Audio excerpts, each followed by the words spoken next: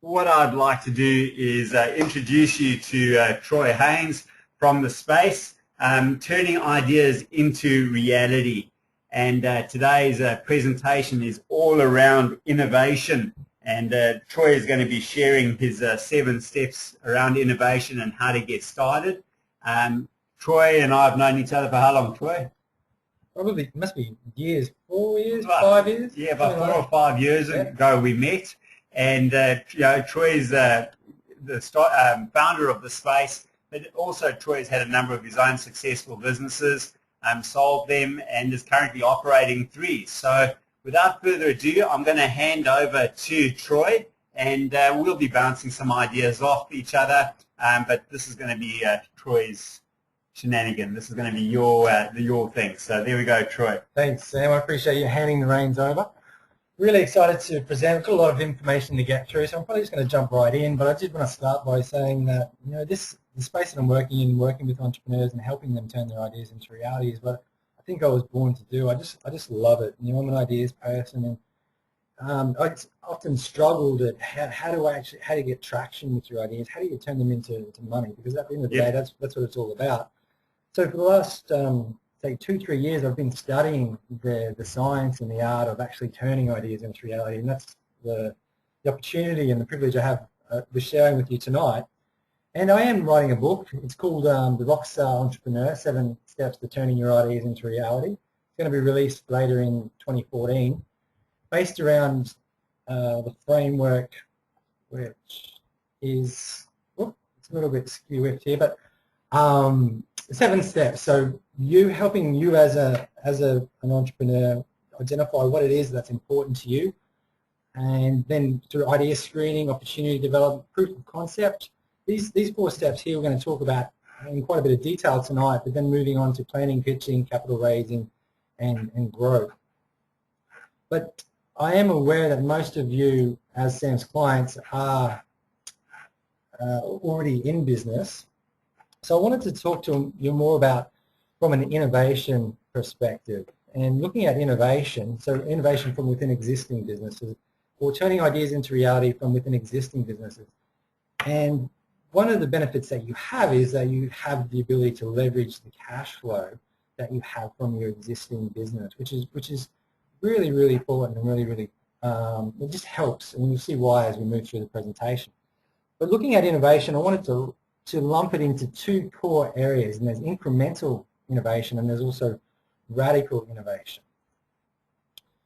And if we look at these 2, incremental innovation is making modest improvements to existing processes, products and services.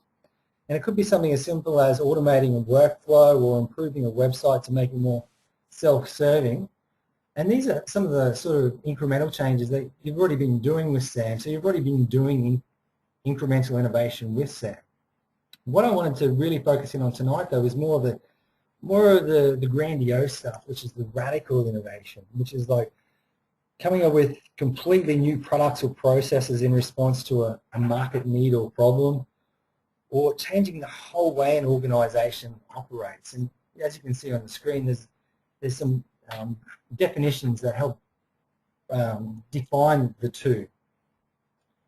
And also just on that note as well, if anybody wants a copy of these key slides, we're going to be able to email them to you. So if we're going through them a little bit too quickly, don't panic. 100% we will. Perfect. And looking at these, so we're looking at radical innovation and incremental innovation. You'll see that the incremental innovation in terms of products and processes in the chart on the screen is a lower investment and a lower risk for a moderate return. So it's the easy wins and the easy gains. Whereas the radical or disruptive innovations, they're higher investment and they're higher risk, but the return is phenomenally higher. And it could very well mean that you have to change your whole business model and the whole way of thinking. So, which would make you wonder why you would actually look at radical innovation as opposed to incremental innovation.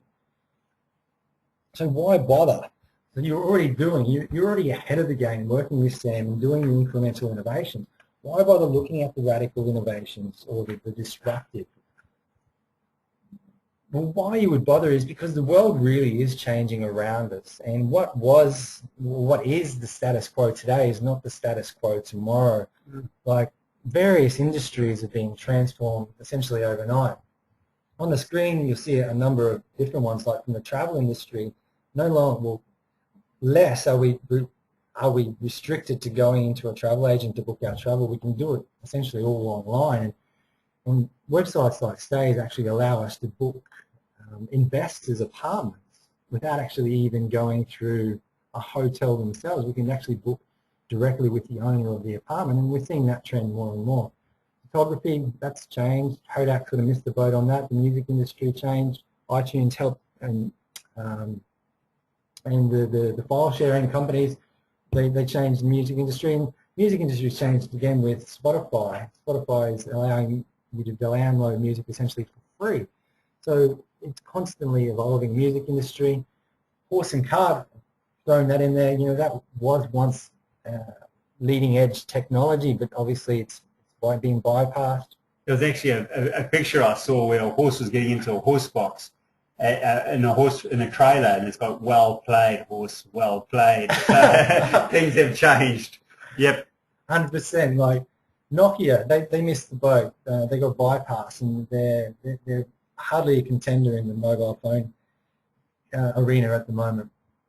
Something I see on the 7 p.m. project the other night was the rise of ride sharing, where people, unlike you and me, that have somewhat of a good stature, can leverage your car and actually, through Uber, which is a mobile phone application, offer people rides for money. And it's this whole rise of ride sharing, peer-to-peer sort of stuff is emerging. And industry after industry, if we really stop and look, it is being transformed.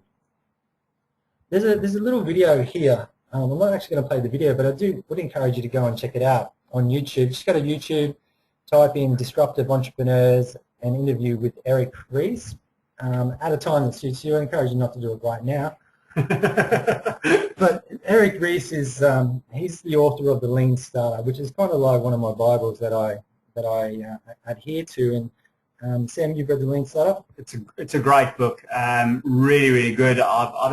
Troy actually encouraged me to get it, and I got the audio book, and I've listened to it a couple of times while I'm out riding or running, and come back and written literally reams and reams of notes.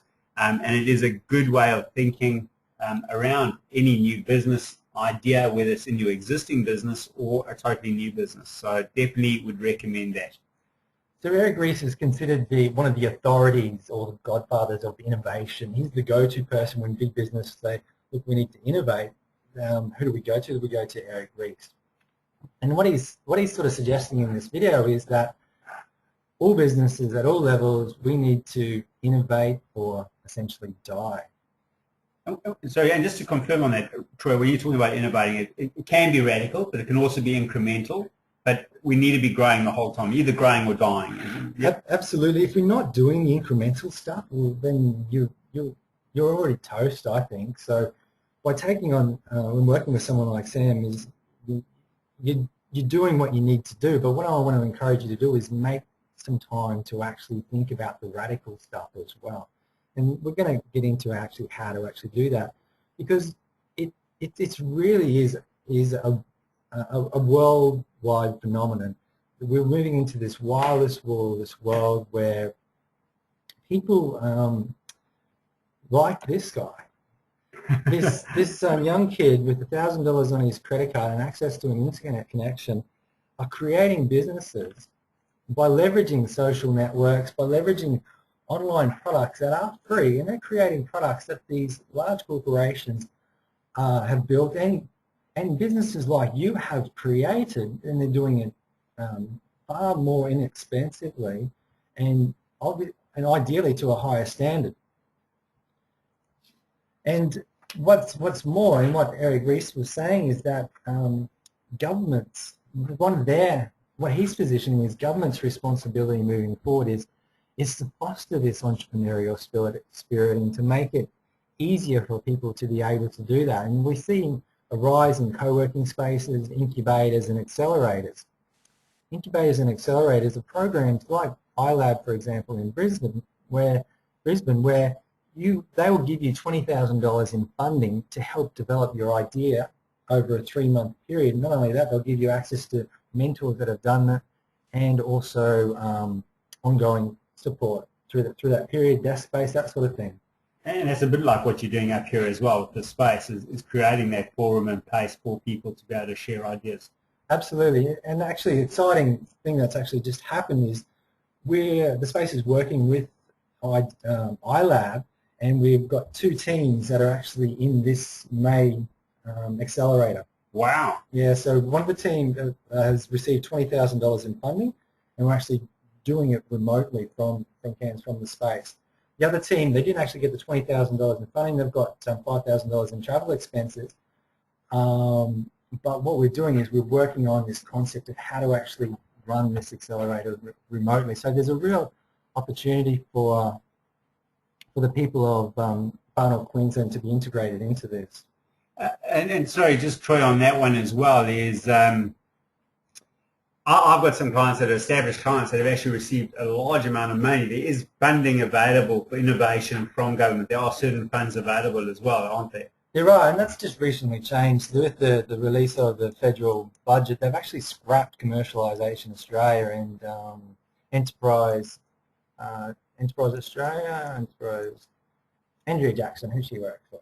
They're restructuring them. They're creating a whole new entrepreneurial program. And I'm not exactly sure the details of this program just at this stage, but it's actually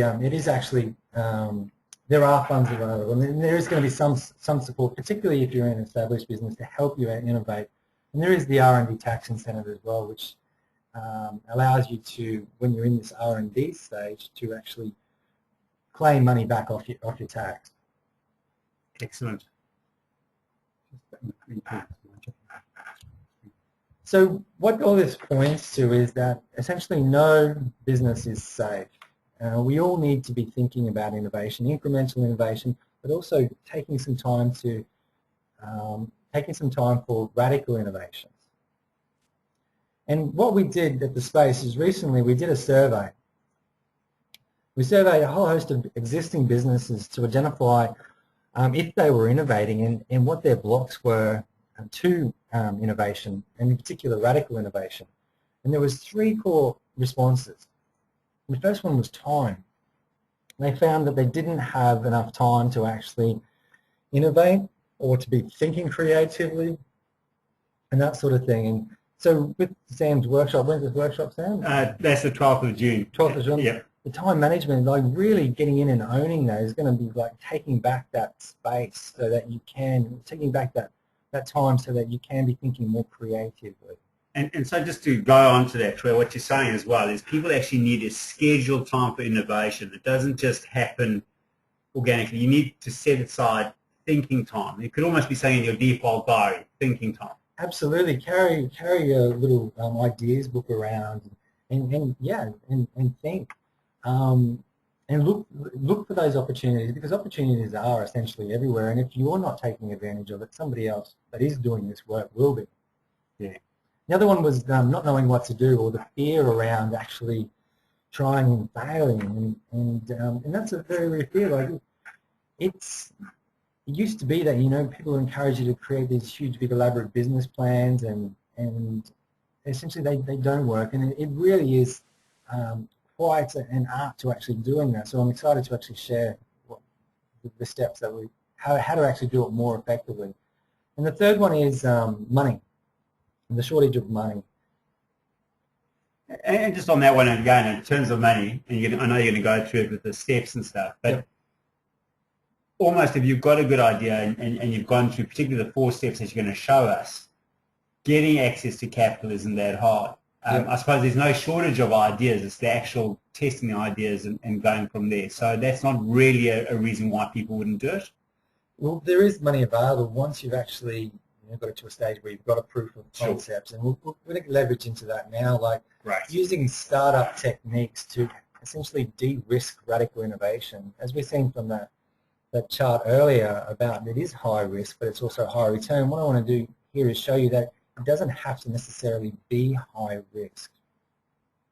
But what we need to be aware of is, like, you come, say you've got an idea, and we come fully committed. Well, what do you do? And we see this often.